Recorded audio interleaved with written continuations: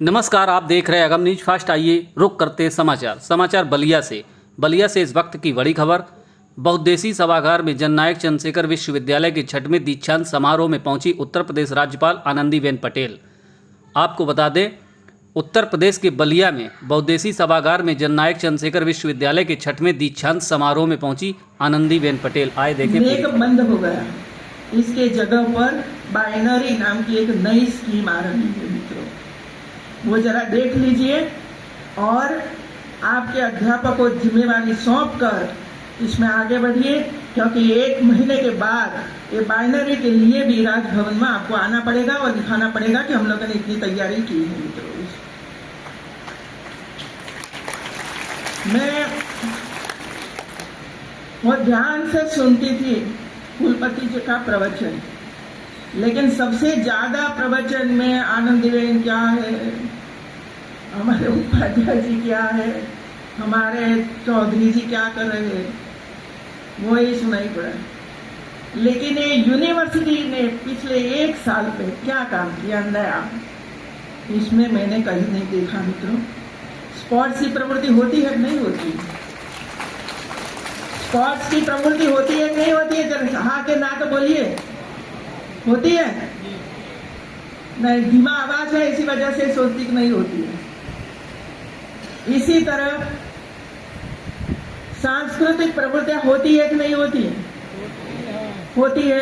क्या क्या काम किए थे आप लोग? क्या सांस्कृतिक प्रवृत्तियां करी?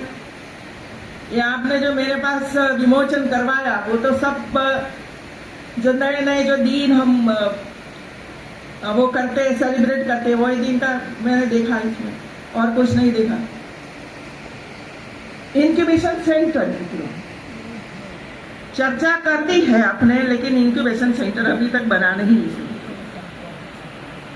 कौशल विकास सबसे बहुत ही इंपॉर्टेंट जरूरी है ये एरिया के लिए, कौशल विकास में बच्चों को आगे बढ़ाने के लिए,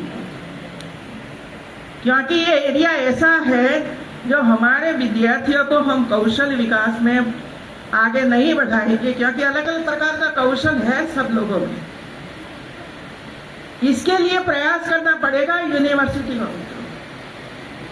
और ये इस बार हमारे प्रधानमंत्री जी ने कौशल विकास के लिए एक स्टूडेंट्स को 7.5 लाख रुपया देने का प्रावधान बजट में किया है मित्रों।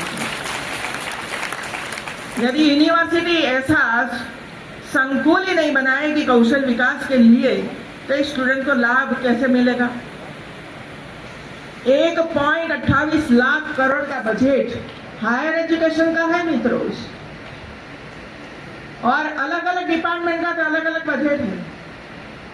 आपको ये देखना पड़ेगा और प्रोजेक्ट तैयार करना पड़ेगा कि जो प्रोजेक्ट भारत सरकार में जाए और सैंक्शन हो, पैसा मिले और इसके लिए आप काम करें, तो हमारे विद्यार्थियों को इसका लाभ प्राप्त हो। इसके लिए प्लान बनाइए मित्रों, कंप्यूटर लैब, प्लेसमेंट सेल, अलग अलग प्रकार की लैब विधि शुरू किया है आप लोगों ने।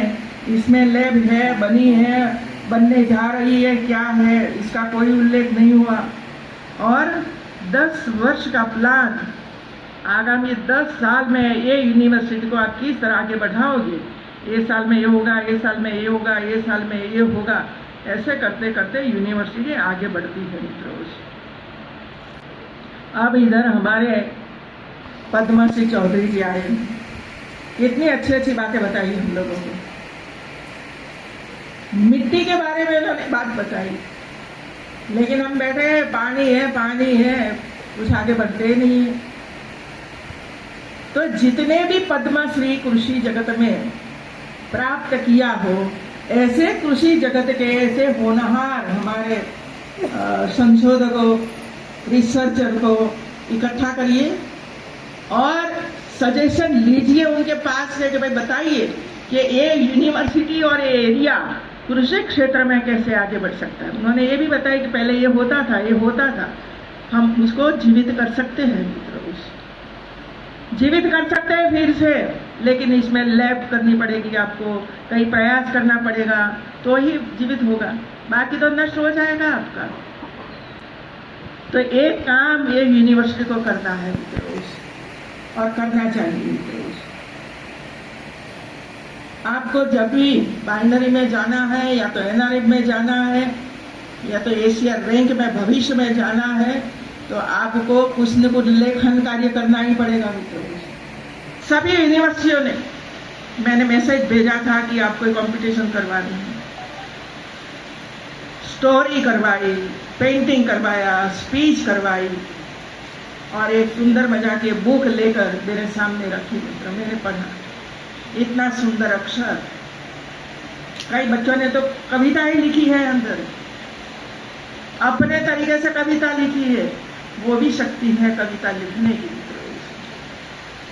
ऐसे बच्चों को ढूंढिए और इसको आगे ले जाने के लिए प्रेरित करिए, और भविष्य में जो कंपनियों में उनको इंटर्नशिप करने के लिए जाना है